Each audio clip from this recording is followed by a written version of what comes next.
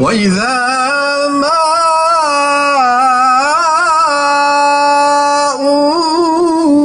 أنزلت سورة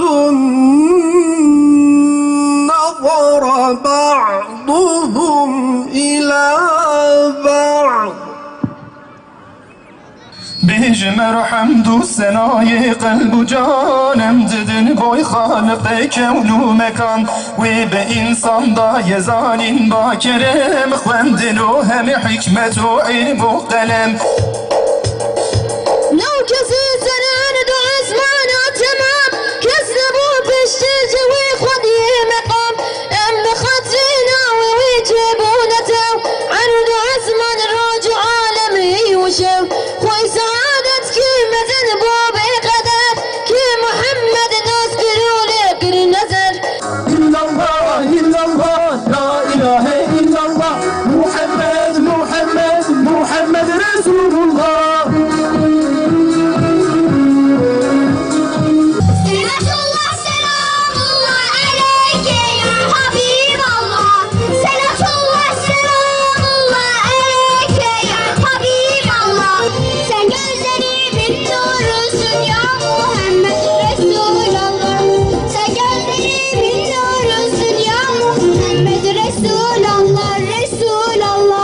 Evet değerli Müslümanlar, yine bahardır.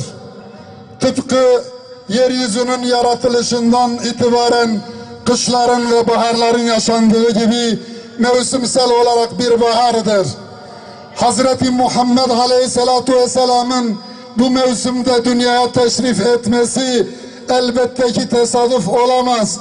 Yüce Allah her şeyin sahibi bu baharda Peygamber Aleyhisselatu Vesselam'ı göndererek aslında insanlığa asr-ı saadeti bağışlayarak en büyük baharı getirmiş olmuştu.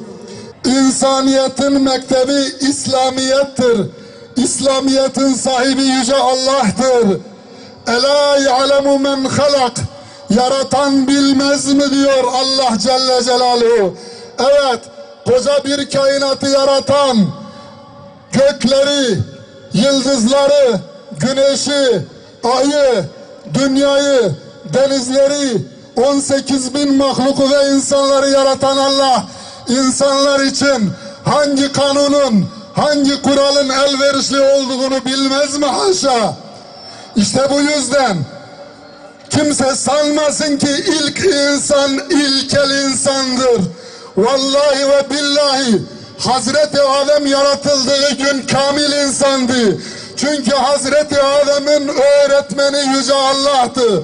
Ona eşyanın ismini öğreten oydu. O öğretmeni ezeli sürekli insanlığa öğretmenlikte bulunmuş. 124.000 peygamber göndermiş ve bu peygamberlerin ortak özelliği insanları Allah'ın birliğine yani tevhide çağırmıştır. Sünnet-i seniye insanın adetlerini bile ibadete çeviren bir iksir gibidir değerli Müslümanlar. Erkeklerin sünnet-i seniyede yerine getirecekleri şeyler olduğu gibi bacılarıma da seslenerek şunu söylüyorum. Sizin peygamberin sünnetini ihya etmek noktasında en kuvvetli şiarınız sizin tesettürünüzdür, başörtünüzdür değerli Müslümanlar.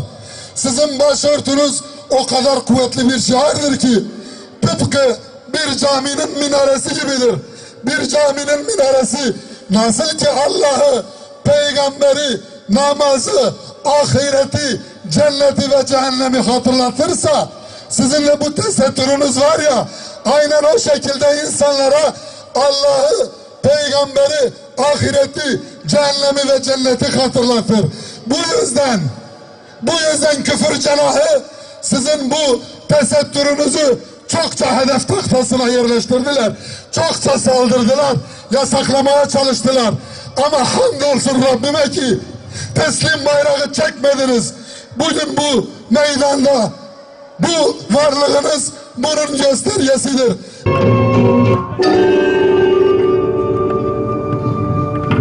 Allahu Ekber! Allahu Ekber! Allahu Ekber!